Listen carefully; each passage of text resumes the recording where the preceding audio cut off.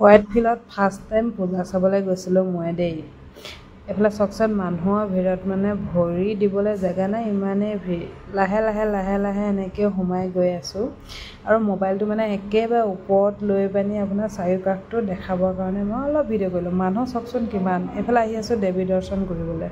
দেৱী দৰ্শন কৰিবলৈ ভাবিব লাগিব। লাষ্টত ওচৰ পালোঁহি, কিন্তু দেৱী দৰ্শন কৰিবলৈ নাপালোঁ। আঁতৰৰ পৰাই তেওঁক ভক্তি কৰিলোঁ।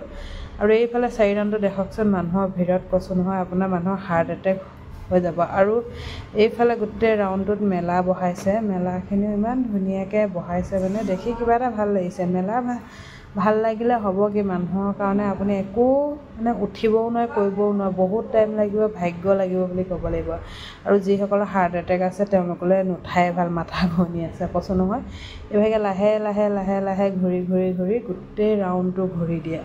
আৰু মোৰ ভিডিঅ'বোৰ যদি চাই ভাল লাগে, লাইক কমেণ্ট শ্বেয়াৰ কৰিবলৈ একেবাৰে নাপাহৰিব। ফেচবুকত চাই থাকিলে ফ'ল' কৰিব, ইউটিউবত চাই থাকিলে ছাবস্ক্ৰাইব কৰি থ'বলৈ একেবাৰে পাহৰি নাযাব দেই। আৰু মই এনেকৈ আপোনালোকৰ মাজলৈ ভিডিঅ' সদায় আনি আছোঁ, ডেইলি ভিডিঅ'।